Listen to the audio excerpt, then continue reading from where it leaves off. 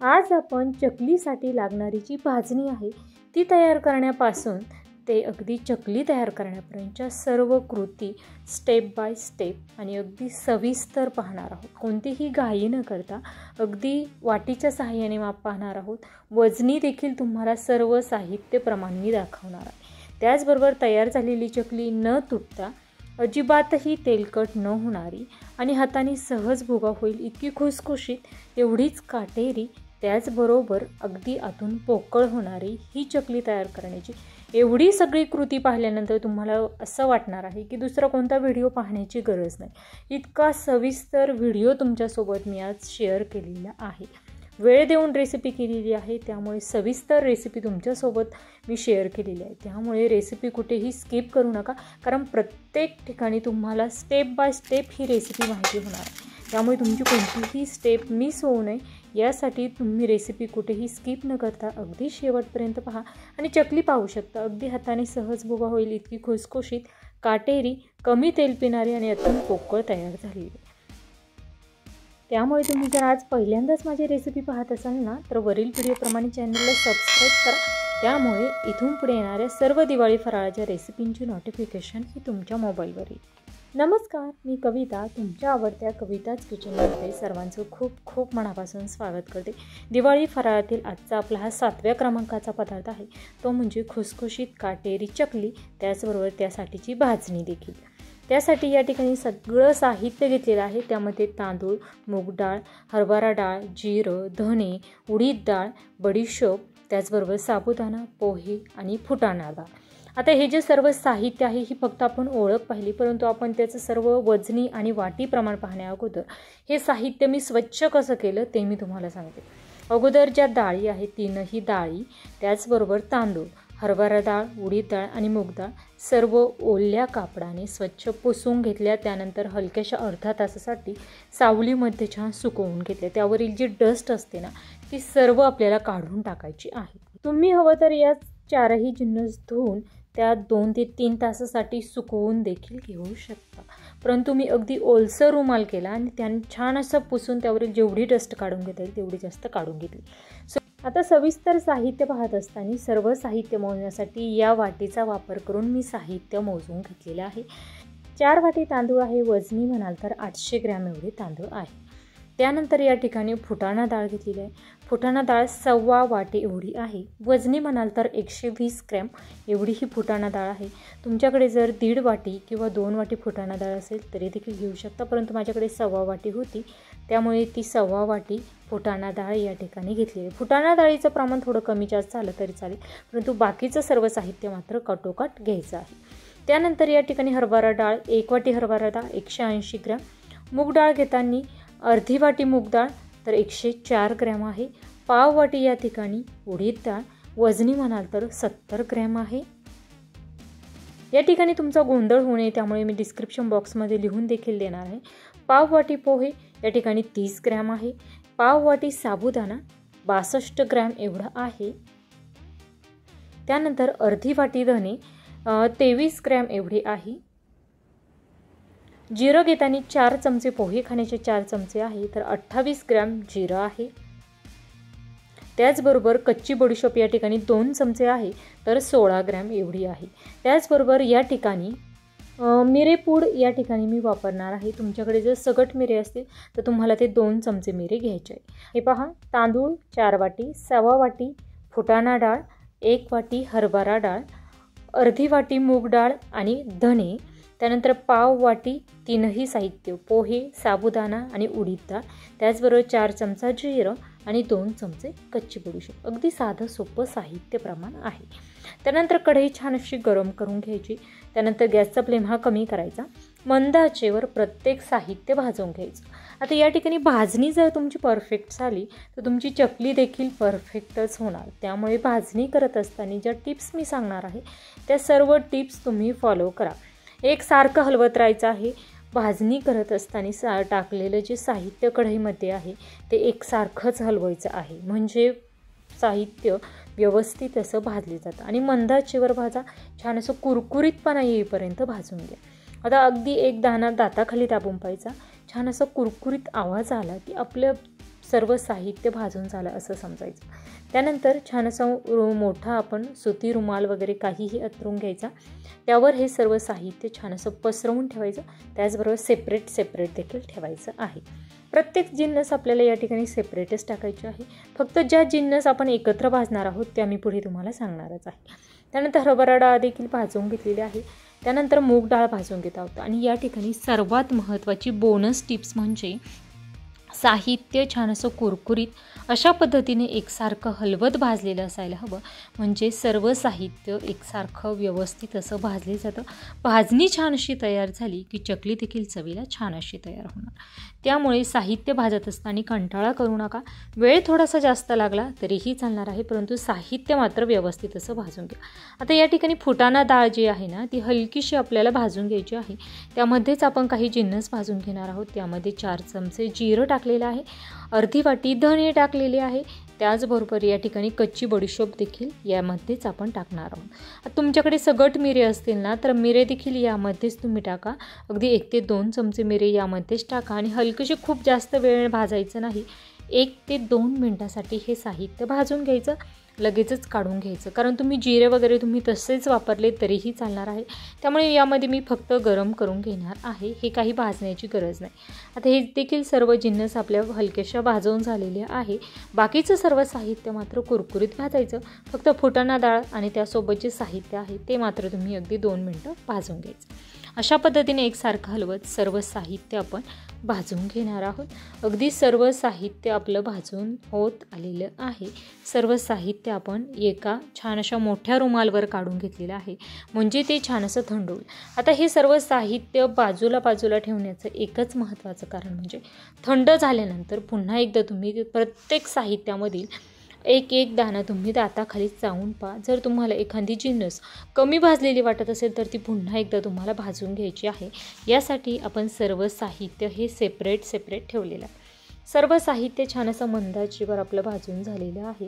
आता हे असंच छान असं 25 ते 30 मिनटं थंड करून घेऊया. थंड करण्यासाठी देखील सेपरेटच ठेवणार आहे. अशा पद्धतीने छान असं पसरवून देत आहे, म्हणजे व्यवस्थित असं ते थंड होईल. आणि थंड झाल्यानंतर पुन्हा एकदा आपण चेक करूया की आपलं सर्व साहित्य व्यवस्थित असं भाजले गेलं की नाही.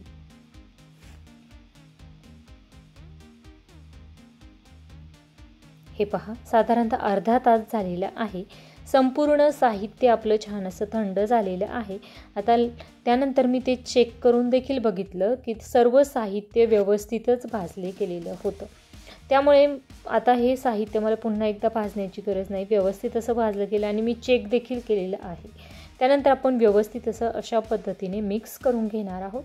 त्यानंतर लगेचच हे साहित्य आपल्याला थंड झाल्यानंतरच तुम्हाला गिरणीमध्ये दळून आणायचं. दळून आणताना तुम्ही ते बाजरीवर वगैरे कशावरही दळून घेऊ नका, नाहीतर देखील तुमची चकली ही चुकू शकते. त्यानंतर त्यामधील 4 वाटी अगोदर पीठ घेतलं, त्यानंतर अर्धी वाटी असं 4.5 वाटी पीठ आपण मोजून घेतलेलं आहे. पीठ तुम्ही पाहू शकता अगदी छान बारीक असं दळून आणलेलं आहे. अशा पद्धतीचं भाजणीचं पीठ असायला हवं. आता त्याच वाटीच्या मापाने मी 4 वाटी एवढं पाणी घेत आहे. अगदी 4 वाटीला 1 चमचा कमी होईल एवढं पाणी मी घेतलेलं आहे. त्यामध्ये टाकली 1 चमचा हळद, 2 चमचे पोहे खाण्याचे, 2 चमचे ओवा हातावर छान असा क्रश करून यामध्ये टाकलेला आहे. त्यानंतर पांढरे तीळ साधारणतः 3 चमचे पांढरे तीळ, 1 चमचा या ठिकाणी हिंग, 1.5 चमचा लाल मिर्च पावडर आणि मीठ टाकलेलं आहे. तेल घेताना 3 चमचे पोहे खाण्याचे 3 चमचे एवढं तेल घेतलेलं आहे. आता मीठ घेताना पोहे खाण्याचं साधारणतः 1.5 चमचे एवढं मीठ घेतलेलं आहे, परंतु वाटी तुमची लहान मोठ्या आकाराची असू शकते. त्यामुळे तुम्ही त्यानुसार अंदाज घेत तुम्हाला चवीनुसार मीठ वापरायचं आहे. गॅस मोठा केलेला आहे. सर्व जिन्नस यामध्ये टाकल्यानंतर पाण्याला दणदणीत छान अशी उकळी आणलेली आहे. पाणी छान असं उकळलेलंच असायला हवं. त्यामध्ये जो मसाल्यांचा जो स्वाद आहे ना तो छान असा यायला हवा. त्याचबरोबर या ठिकाणी भाजणीचं पीठ जे आहे ते दळायला देतानाच त्यामध्ये मी मिरेपूड टाकलेली होती. ती टाकल्यानंतर ते दळून आणलेलं आहे. त्यामुळे तुम्हाला जर कोरड्या पिठामध्ये मिक्स करायची असेल तरी देखील तुम्ही करू शकता, परंतु जी विकत मिरेपूड आणलेली होती ती थोडीशी ठोसर होती. त्यामुळे सर्व साहित्य दळायला देतानाच त्यामध्ये मिरेपूड टाकलेली आहे. त्यानंतर सर्व साहित्य छान असं पाण्यामध्ये उकळल्यानंतर त्यामध्ये आपण कोरडं पीठ टाकलेलं आहे। या स्टेजला गॅसचा फ्लेम हा पूर्णपणे मंद केलेला होता।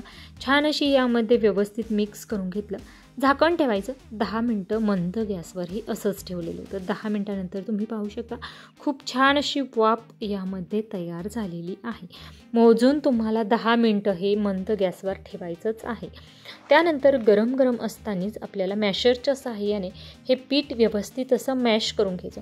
तुम्ही जेवढं जास्त मॅश करून घ्याल ना तेवढी तुमची चकली परफेक्ट न तुटता आणि आतून छान अशी पोकळ तयार होणार आहे। त्यामुळे हे पीठ तुम्हाला ज्या पद्धतीची तुम्ही ज्वारीची किंवा बाजरीची भाकरी मळून घेताना त्या पद्धतीची तुम्हाला हे पीठ मळून घ्यायचं आहे।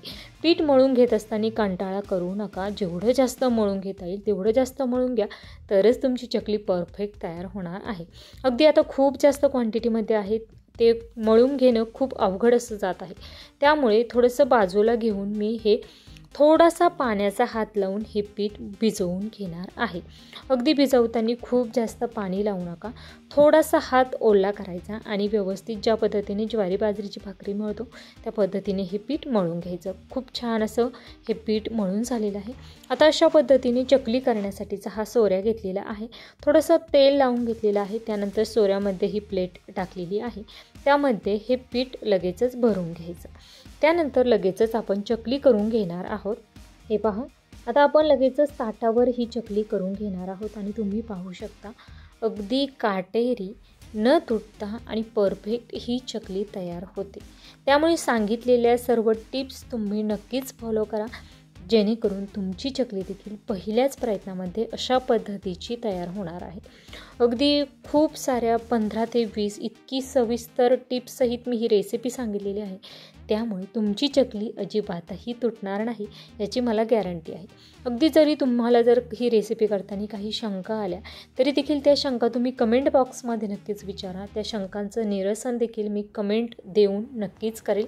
त्याचबरोबर या ठिकाणी तुम्हाला जर ही रेसिपी आवडली असेल आणि अशाच भरपूर टिप्स आहेत, दिवाळी फराळाची सिरीज आपण गेली 8 दिवसापासून चालू केलेली आहे, त्या सर्व रेसिपी जर तुम्हाला पाहिजे असतील तर या व्हिडिओच्या खाली जे चॅनलचं नाव आहे कविताज किचन, त्यासमोर जे सबस्क्राईब बटन आहे त्यावर क्लिक करा। त्यासोबतच जे घंटीचं बटन आहे त्यावर क्लिक करून ऑलवर क्लिक करा। म्हणजेच सोमवारपासून शनिवारपर्यंत दररोज दुपारी 12 वाजता ज्या आपण नवनवीन आणि भरपूर टिप्ससहित रेसिपीज पाहत असतो त्या सर्व रेसिपींची नोटिफिकेशन ही तुमच्या मोबाईलवर नक्कीच येईल आणि कोणती रेसिपी मी यूट्यूबवर शेअर केलेली आहे हे समजण्यास तुम्हाला मदत होईल। तेल देखील यासाठी छान कडकडीत गरम करून घ्यायचं। त्यानंतर गॅसचा फ्लेम हा कमी करायचा आणि मंद ते मध्यम आचेवर ही चकली छान अशी तळून घ्यायची। चकली तळत असताना खूप जास्तही मोठ्या आचेवर तळू नका, मध्यम आचेवर ही चकली छान अशी तळून घ्या। अगदीच तुम्ही पाहू शकता तेलामध्ये सोडल्यानंतर लगेचच चकली वर आलेली आहे, म्हणजे आतून छान पोकळ अशी ही चकली तयार झालेली आहे आणि मध्यम आचेवर छान अशी ही चकली मी तळून घेणार आहे। रेसिपी आवडल्यास लाईक करा, जास्तीत जास्त शेअर करा, जेणेकरून तुमच्या मित्रमैत्रिणी नातेवाईकांना देखील अशा पद्धतीची छान चकली पहिल्याच प्रयत्नात तयार करता येईल। त्याचबरोबर तुम्हाला दिवाळी फराळाच्या रेसिपीमध्ये उद्याच्या भागामध्ये कोणती रेसिपी माझ्या चॅनलवर पाहायला आवडणार आहे हे मला कमेंट करून नक्कीच सांगा। आणि सोमवारी, रविवारी किंवा सोमवारी अगदी 8 दिवसांची प्रोसेस फॉलो करून अनारसे जाळीदार कशा पद्धतीने बनवायची त्याची डिटेलमध्ये रेसिपी आपण सोमवारी देखील पाहणार आहोत। त्यासाठी कविताज किचनला सबस्क्राईब करा, म्हणजे त्या रेसिपीची नोटिफिकेशन ही तुमच्या मोबाईलवर येईल। त्याचबरोबर उद्याच्या भागामध्ये आपण खूप छान असा चिवड्याचा प्रकार पाहणार आहोत। ती रेसिपी देखील तुम्हाला पाहण्यासाठी सबस्क्राईब केल्यामुळे नोटिफिकेशन तर येणारच आहे।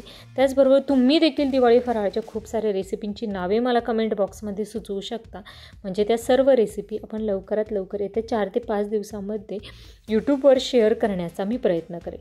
त्याचबरोबर अगदी तुम्हाला कविताज किचनचा जर कांदा लसूण मसाला घ्यायचा असेल तर कमेंटमध्ये नक्कीच सांगा। कांदा लसूण मसाला अगदी केमिकल फ्री शुद्धता राखून आपण बनवलेला आहे, सर्वांना तो खूप आवडत आहे। त्यामुळे कांदा लसूण मसाला घ्यायचा असेल तर कमेंट बॉक्समध्ये नक्कीच सांगा। त्याचबरोबर चकली तळत असताना एक महत्त्वाची टिप्स म्हणजे चकलीचं पीठ भिजवणं किंवा सर्व भाजणी करणं जेवढं महत्त्वाचं आहे तेवढं चकली तळत असताना देखील महत्त्वाची आहे. चकली तळत असताना गॅसचा फ्लेम हा खूप कमी असेल तरी देखील तुमची चकली ही कडक होऊ शकते. त्यामुळे चकली तळत असताना तेलाचं टेम्परेचर देखील तेवढंच लक्षात घ्या. त्याचबरोबर चकली तळत असताना एका बाजूने छान अशी सेट होऊ द्या, त्यानंतर दुसऱ्या बाजूने ती तळून घ्या. अगदी छान परफेक्ट रंगावर काटेरी, आतून पोकळ झालेली आणि अजिबातही तेलकट न झालेली खुसखुशीत ही चकली आपली छान अशी तयार होत आलेली आहे. एवढ्या पिठामध्ये साधारणतः आपल्या 35 ते 40 चकल्या तयार होणार आहे. अगदी साईजला तुम्ही लहान मोठ्या कशा पद्धतीने बनवता त्यावर ह्या चकल्यांची संख्या कमी अधिक होऊ शकते. रेसिपी आवडल्यास लाईक करा, कमेंट करायला विसरू नका आणि कमेंट बाजूला सरकून हाईप नक्कीच करा. हे पहा, खूप छान काटेरी खुसखुशीत या ठिकाणी चकली तयार झाले. भाजणी करण्यापासून ते चकली तयार करण्यापर्यंत सविस्तर कृती मी सांगितलेली आहे. त्यामुळे तुम्हाला जर ही रेसिपी आवडली असेल तर एक कमेंट करायला विसरू नका आणि अगदी 5 ते 10 शेअर करायला विसरू नका. 5 ते 10 लोकांपर्यंत शेअर करायला विसरू नका, कारण या रेसिपीला अगदी 1 लाखापर्यंत व्ह्यूज मिळावे दीपावलीपर्यंत ही अपेक्षा आहे. त्यामुळे सहकार्य नक्कीच करा. अगदी छान खुसखुशीत काटेरी चकली झाली आहे. हाताने सहज भोगा होईल इतकी छान क्रिस्पी ही चकली तयार झालेली आहे.